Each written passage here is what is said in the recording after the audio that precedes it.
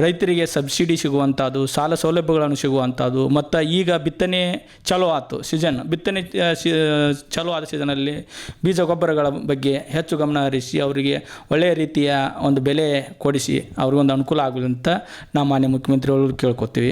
ಕರ್ನಾಟಕದ ಸರ್ಕಾರಿ ಶಾಲೆಗಳು, ಕನ್ನಡ ಶಾಲೆಗಳು ಉಳಿಬೇಕು ಮತ್ತು ಬೆಳಿಬೇಕು. ನಮ್ಮ ಬಾಗಲಕೋಟೆಗೆ ಈಗೇನು ಮುಳುಗಡೆ ನಗರ ಐತಲ್ಲ, ಅದಕ್ಕೆ ಅತಿ ಶೀಘ್ರದಲ್ಲಿ ಹಣ ಮಂಜೂರು ಮಾಡಬೇಕು. ಬಾಗಲಕೋಟೆಗೆ ಏನಪ್ಪ ITBT ಫ್ಯಾಕ್ಟ್ರಿಗಳು ಕೂಡ ಆಗಬೇಕು. ಅದು ನಮ್ಮ ಕರ್ನಾಟಕ ರಕ್ಷಣಾ ವೇದಿಕೆಯಿಂದ ಒಂದು ಕೋರಿಕೆ. DK ಶಿವಕುಮಾರ್ ಅವರು ಬುಧವಾರ ಪ್ರಮಾಣ ವಚನವನ್ನು ಸ್ವೀಕರಿಸಲಿದ್ದಾರೆ. ಸದ್ಯಕ್ಕೆ ನಾವು ಬಾಗಲಕೋಟೆಯಲ್ಲಿ ಕರ್ನಾಟಕ ರಕ್ಷಣಾ ವೇದಿಕೆಯ ಮುತ್ತುರಾಜ್ ಅರಗಿನಶೆಟ್ಟಿ ಅವರು ಏನಿದ್ದಾರೆ, ಅಂದರೆ ಪ್ರವೀಣ್ ಶೆಟ್ಟಿ ಬಣ ಏನಿದೆ ಅದರ ಬಾಗಲಕೋಟೆ ಜಿಲ್ಲಾಧ್ಯಕ್ಷರು ನಮ್ಮ ಜೊತೆ ಇದ್ದಾರೆ. ಅವ್ರನ್ನ ಮಾತಾಡಿಸ್ತಾ ಹೋಗೋಣ. ಸರ್, ಈಗ ಸದ್ಯಕ್ಕೆ ಮುಖ್ಯಮಂತ್ರಿಗಳಾಗಿ DK ಶಿವಕುಮಾರ್ ಅವರು ಬುಧವಾರ ಪ್ರಮಾಣ ವಚನವನ್ನು ಸ್ವೀಕರಿಸ್ತಾ ಇದ್ದಾರೆ. ಸೊ ಎಲ್ಲೇ ಒಂದು ಕಡೆ ನಿರೀಕ್ಷೆ ಇತ್ತು ಜನಕ್ಕೆ, DK ಶಿವಕುಮಾರ್ ಅವರು ಮುಖ್ಯಮಂತ್ರಿ ಆದರೆ ಕೆಲವೊಂದಿಷ್ಟು ವರ್ಕ್ಗಳು ಶೀಘ್ರಗತಿಗಳಲ್ಲಿ ಆಗ್ತವೆ ಅನ್ನುವಂತಹ ಒಂದಿಷ್ಟು ಗುಲ್ಲಿತ್ತು. ಸರ್, ಏನು ಹೇಳ್ತೀರಿ ಬಾಗಲಕೋಟೆಗೆ ಸಂಬಂಧಪಟ್ಟಂತೆ DK ಶಿವಕುಮಾರ್ ಅವರು ಮುಖ್ಯಮಂತ್ರಿ ಆದರೆ ಅವರ ಮುಂದಿರುವಂತಹ ಸವಾಲುಗಳೇನು ಅನ್ನುವಂಥದ್ದು? ಮೊದಲನೇದಾಗಿ ಕರ್ನಾಟಕ ಸರ್ಕಾರದ ನೂತನ ಮಾನ್ಯ ಮುಖ್ಯಮಂತ್ರಿಗಳಾಗಿ 3ನೇ ತಾರೀಕಿನ ಪ್ರಮಾಣ ವಚನ ಸ್ವೀಕರಿಸುವಂತಹ ಶ್ರೀ DK ಶಿವಕುಮಾರ್ ಅವರಿಗೆ ಕರ್ನಾಟಕ ರಕ್ಷಣಾ ವೇದಿಕೆ ಶ್ರೀ ಪ್ರವೀಣ್ ಕುಮಾರ್ ಶೆಟ್ಟಿ ಬಣದ ವತಿಯಿಂದ ಅವರಿಗೆ ಹೃತ್ಪೂರ್ವಕವಾದ ಶುಭ ಕಾಮನೆಗಳನ್ನು ತಿಳಿಸುತ್ತೇವೆ.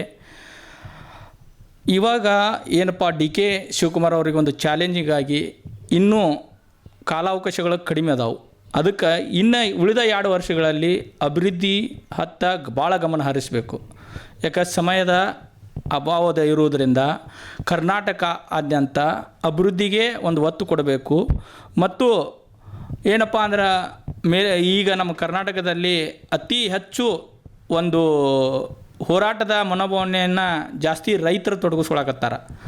ಈಗ ಚಾಲೆಂಜ್ ಆಗಿ ಗುರ್ಲಾಪುರ ಹೋರಾಟ ಆಗ್ಬೋದು, ನಿಪ್ಪಾಣಿ ಹೋರಾಟ ಆಗ್ಬೋದು, ಇವೆಲ್ಲ ರೈತರು ಒಂದು ಬೀದಿಗಿಳುವಂಥ ಪರಿಸ್ಥಿತಿ ಬಂದೈತಿ. ಅದಕ್ಕೆ ರೈತರಿಗೂ ಅನುಕೂಲ ಆಗುವಂಥ ಯೋಜನೆಗಳನ್ನು ಮಾನ್ಯ ಮುಖ್ಯಮಂತ್ರಿಗಳು DK ಶಿವಕುಮಾರ್ ಅವರು ತರಬೇಕು. ರೈತರಿಗೆ ಸಬ್ಸಿಡಿ ಸಿಗುವಂಥದ್ದು, ಸಾಲ ಸೌಲಭ್ಯಗಳನ್ನು ಸಿಗುವಂಥದ್ದು, ಮತ್ತು ಈಗ ಬಿತ್ತನೆ ಚಲೋ ಆಯ್ತು ಸೀಸನ್, ಬಿತ್ತನೆ ಚಲೋ ಆದ ಸೀಸನಲ್ಲಿ ಬೀಜ ಗೊಬ್ಬರಗಳ ಬಗ್ಗೆ ಹೆಚ್ಚು ಗಮನ ಹರಿಸಿ ಅವರಿಗೆ ಒಳ್ಳೆಯ ರೀತಿಯ ಒಂದು ಬೆಲೆ ಕೊಡಿಸಿ ಅವ್ರಿಗೊಂದು ಅನುಕೂಲ ಆಗಲಿ ಅಂತ ನಾವು ಮಾನ್ಯ ಮುಖ್ಯಮಂತ್ರಿಗಳು ಕೇಳ್ಕೊತೀವಿ. ಕರ್ನಾಟಕದ ಸರ್ಕಾರಿ ಶಾಲೆಗಳು, ಕನ್ನಡ ಶಾಲೆಗಳು ಉಳಿಬೇಕು ಮತ್ತು ಬೆಳಿಬೇಕು. ಯಾಕೆ ಈಗ ಪ್ರೈವೇಟೈಸೇಷನ್ ಆಗಿ ಸರ್ಕಾರಿ ಶಾಲೆಗಳಲ್ಲಿ ಹೆಚ್ಚು ದಾಖಲಾತಿಗಳು ಆಗ್ತಾಯಿಲ್ಲ. ಅದಕ್ಕೆ ಸರ್ಕಾರಿ ಶಾಲೆಗಳನ್ನು ಹೈಟೆಕ್ ಶಾಲೆಗಳನ್ನಾಗಿ ಮಾಡಬೇಕು. ಆ ಹೈಟೆಕ್ ಶಾಲೆಗಳಾಗೋದ್ರಿಂದ ದಾಖಲಾತಿಗಳು ಹೆಚ್ಚಾಕ್ಕವು. ಅದರಿಂದ ನಮ್ಮ ಕರ್ನಾಟಕದ ಮಕ್ಕಳಿಗೂ ಕೂಡ ಒಳ್ಳೆಯ ಶಿಕ್ಷಣ ಸಿಗುತ್ತೆ. ಅದರಿಂದ ನಮ್ಮ ಕರ್ನಾಟಕವು ಉತ್ತಮ ಒಂದು ಶಿಕ್ಷಣಮುಖಿ, ಸಮಾಜಮುಖಿ ಮತ್ತು ಒಂದು ಡೆವಲಪ್ಮೆಂಟ್ ಎಜುಕೇಷನ್ ಅನ್ನೋದೇನೈತೆ ಸ್ಕೀಮ್ ಐತಲ್ಲ, ಅದರಲ್ಲಿ ಎಲ್ಲ ಮಕ್ಕಳು ತಮ್ಮ ಅನುಕೂಲನ ಮಾಡ್ಕೋಬೇಕಂತೇಳಿ ನಾನು ಮಾನ್ಯ ಮುಖ್ಯಮಂತ್ರಿಗಳು ಕೇಳ್ಕೊತೀನಿ. ಮತ್ತು ನಮ್ಮ ಯಾರಾದರೂ ಮಾಡಬೇಕಾದ್ರೆ ಸ್ವಂತ ತಮ್ಮ ಜಿಲ್ಲೆಗೂ ಒಂದು ಅನುಕೂಲ ಆಗಲಿ ಅಂತ ಕೇಳ್ಕೊತಾರೆ. ಅದಕ್ಕೆ ನಮ್ಮ ಬಾಗಲಕೋಟೆಗೆ ಈಗೇನು ಮುಳುಗಡೆ ನಗರ ಐತಲ್ಲ, ಅದಕ್ಕೆ ಅತಿ ಶೀಘ್ರದಲ್ಲಿ ಹಣ ಮಂಜೂರು ಮಾಡಬೇಕು. ಯಾಕಂದ್ರೆ ಕಳೆದ ಬಾರಿ ಅವರೇ ನೀರಾವರಿ ಮಂತ್ರಿ ಇದ್ದರು. ಅದಕ್ಕೆ ಈಗ ಅವ್ರು ಮಾನ್ಯ ಮುಖ್ಯಮಂತ್ರಿಗಳು ಆಗಿದ್ದರಿಂದ ಒಂದು ಏನಪ್ಪ ಏಕಮುಖಿ ನಿರ್ಧಾರವನ್ನು ತೆಗೆದುಕೊಳ್ಳುವಂಥ ಅವರಿಗೆ ಒಂದು ಪವರ್ ಐತಿ. ಅದಕ್ಕೆ ಕೂಡಲೇ ಅದನ್ನು ರೈತರಿಗೆ ಅನುಕೂಲ ಆಗುವಂಗೆ, ಮುಳುಗಡೆ ಸಂತ್ರಸ್ತರಿಗೆ ಅನುಕೂಲ ಆಗುವಂಥ ಹಣಗಳನ್ನು ಬಿಡುಗಡೆ ಮಾಡಬೇಕು. ಮತ್ತು ಬಾಗಲಕೋಟೆಗೆ ಏನಪ್ಪ ITBT ಫ್ಯಾಕ್ಟ್ರಿಗಳು ಕೂಡ ಆಗಬೇಕು. ಅದು ನಮ್ಮ ಕರ್ನಾಟಕ ರಕ್ಷಣಾ ವೇದಿಕೆಯಿಂದ ಒಂದು ಕೋರಿಕೆ. ಮತ್ತು ಇನ್ನೊಂದು ಏನಪ್ಪ ಅಂದರೆ ಬಾಗಲಕೋಟೆ ಜಿಲ್ಲೆಗೆ 2 ಮಂತ್ರಿ ಸ್ಥಾನ ಕೊಡಬೇಕಂತೇಳಿ ನಾವು ಅವರಲ್ಲಿ ಕೇಳ್ಕೊತೀವಿ. ಈಗ ಅದರಾಗ ಬಾಗಲಕೋಟೆಯಲ್ಲಿ ಒಂದು ಹೆಚ್ಚಿನ ಮತಗಳಿಂದ ಆಯ್ಕೆಯಾದಂಥ ಉಮೇಶ್ ಮೇಟಿ ಅವರು ಕೂಡ ಈ ಒಂದು ಅವಕಾಶ ಲಭಿಸಿ ಬರಬೇಕು. ಯಾಕೆ ಈಗ ಟ್ರೆಂಡ್ ಏನಾಗೈತಿ, ಹೊಸಬರಿಗೆ ಅವಕಾಶ ಕೊಡಬೇಕಂತೇಳಿ ಇಡೀ ಕರ್ನಾಟಕದಾದ್ಯಂತ ಒಂದು ಅಲೆ ಸೃಷ್ಟಿಯಾಗಿದೆ. ಅದಕ್ಕೆ ಒಂದು ಹೊಸಬರಿಗೆ ಅವಕಾಶ ಸಿಗಬೇಕು. ಬಾದಾಮಿ ತಾಲೂಕಿನ ಶಾಸಕರಾದಂಥ BB ಚಿಮ್ಮನಕಟ್ಟಿ ಅವರು ಅದೊಂದು ಕಡಿಮೆ ವಯಸ್ಸಿನಲ್ಲಿ ಆಗ್ಯಾರ. ಅವ್ರಿಗೂ ಕೂಡ ಒಂದು ಮಂತ್ರಿ ಸ್ಥಾನ ಕೊಡಬೇಕು. ಒಂದು ಜವಾಬ್ದಾರಿಯುತ ಒಂದು ಮಂತ್ರಿ ಸ್ಥಾನ ಕೊಟ್ಟರೆ ಮುಂದಿನ ದಿನಮಾನಗಳಲ್ಲಿ ಕರ್ನಾಟಕವು ಅಭಿವೃದ್ಧಿಯತ್ತ ಹೋಗುತ್ತಂತೇಳಿ ನಾವು ಮತ್ತೊಮ್ಮೆ ಅವ್ರ ಮುಖಾಂತರನೂ ಅಥವಾ ತಮ್ಮ ಮಾಧ್ಯಮ ಮುಖಾಂತರನೂ ಕೇಳ್ಕೊತೀವಿ.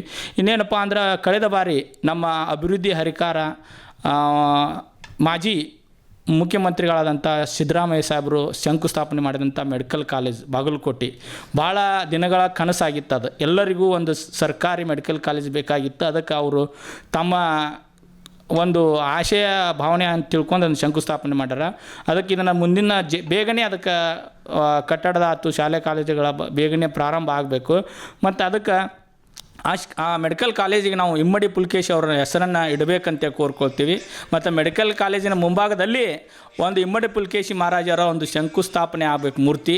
ಯಾಕಪ್ಪ ಅಂದ್ರೆ ಎಂಟೈರ್ ಕರ್ನಾಟಕ ಅಲ್ಲಿ ಬದಾಮಿ ಅಲ್ಲಿ ಒಂದು ಚಾಲುಕ್ಯ ಇಮ್ಮಡಿ ಪುಲ್ಕೇಶಿ ಅವರ ಆಳ್ವಿಕೆ ಮತ್ತು ಇಮ್ಮಡಿ ಪುಲ್ಕೇಶಿ ಇಲ್ಲದೇ ಇದ್ದರೆ ನಮ್ಮ ಕರ್ನಾಟಕ ಇರ್ತಿದ್ದಿಲ್ಲ. ದಕ್ಷಿಣ ಪಥೇಶ್ವರ ಅಂತೇಳಿ ಹೊರ ರಾಜ್ಯಕ್ಕೂ ಹೊರ ದೇಶಕ್ಕೂ ಒಂದು ಮಾದರಿ ಆದಂಥ ರಾಜರವರು. ಅದಕ್ಕೆ ಅವ್ರದ್ದು ಒಂದು ಹೆಸರು ಮತ್ತು ಮೂರ್ತಿಯನ್ನು ಪ್ರತಿಷ್ಠಾಪನೆ ಮಾಡ್ಬೇಕಂಥೇಳಿ ನಾವು ಮಾಧ್ಯಮ ಮುಖಾಂತರ ತಮ್ಮಲ್ಲಿ ಮನವಿ ಮಾಡಿಕೊಳ್ತೀನಿ.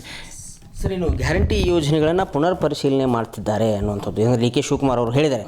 ಗ್ಯಾರಂಟಿ ಯೋಜನೆಗಳನ್ನ ನಾವು ಪುನರ್ ಪರಿಶೀಲನೆ ಮಾಡ್ತೀವಿ. ಸೊ ಆ ನಿಟ್ಟಿನಲ್ಲಿ ಏನು ಹೇಳ್ತೀರಿ ಅಂತ, ಪುನರ್ ಪರಿಶೀಲನೆ ಅವಶ್ಯಕತೆ ಇದೆಯಾ ಹೆಂಗೆ? ಈಗ ಸಮಯ ಕಡಿಮೆ ಇರೋದರಿಂದ ಇನ್ನು 2 ವರ್ಷ ಸರ್ಕಾರ ಇರೋದರಿಂದ ಈ ಸಮಯದಲ್ಲಿ ಪುನರ್ ಪರಿಶೀಲನೆ ಅವಶ್ಯಕತೆ ಇಲ್ಲ. ಇದನ್ನು ಕೂಡ ಮಾನ್ಯ ಮುಖ್ಯಮಂತ್ರಿಗಳು ತಮ್ಮ ಕೈಗೆ ತಗೊಳ್ಳೋದಿಲ್ಲ. ಯಾಕಪ್ಪ ಅಂದ್ರೆ ಈಗ ಇದ್ದಂಥ ಒಂದು ಯೋಜನೆಗಳದಾವಲ್ಲ, ಬಡವರಿಗೆ ಅನುಕೂಲ ಆಗುವಂಥ ಯೋಜನೆಗಳದಾವು. ಇದರಿಂದ ಯಾರಿಗೂ ಅನಾನುಕೂಲ ಆಗಿಲ್ಲ.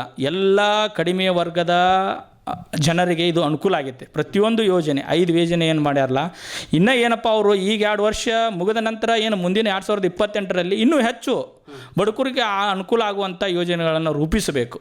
ಈ 2 ವರ್ಷದ ಅವಧಿಯಲ್ಲಿ ರೂಪಿಸುವಂಥ ಕಾರ್ಯಕ್ರಮವನ್ನು ಹಮ್ಮಿಕೊಳ್ಳಿ. ಅವರು ಯಶಸ್ವಿಯಾಗಿ ಒಂದು 2 ವರ್ಷ ಈ ಕರ್ನಾಟಕದ ಸೇವೆ ಮಾಡಲಿ. ಮುಂದಿನ 2028ರಲ್ಲೂ ಕೂಡ ಮರಳಿ ಅವರು ಮುಖ್ಯಮಂತ್ರಿ ಆಗಲಿ ಅಂಥೇಳಿ ನಮ್ಮ ಆಶೆ ಕೂಡ. Okay sir, okay, thank you sir, thank you. ಇದಿಷ್ಟು ಮುತ್ತು ಅರಗಿನಶೆಟ್ಟಿ ಅವರ ಮಾತುಗಳಾಗಿದ್ದು. ಡಿ ಕೆ ಶಿವಕುಮಾರ್ ಅವರಂದರೆ ಕೆಲವೊಂದಿಷ್ಟು ಜನ ಭರವಸೆಯನ್ನು ಇಟ್ಟುಕೊಂಡಿದ್ದಾರೆ. ಯಾಕೆಂತಂದರೆ ಬಾಗಲಕೋಟೆ ಅಂತಂದರೆ ಮುಳುಗಡೆ ಏರಿಯಾ. ಈ ಮುಳುಗಡೆ ಏರಿಯಾಗಳಲ್ಲಿ ಅನೇಕ ಕೃಷಿಕರು ತಮ್ಮ ಒಂದು ಭೂಮಿಯನ್ನು ಕಳೆದುಕೊಂಡಿದ್ದಾರೆ.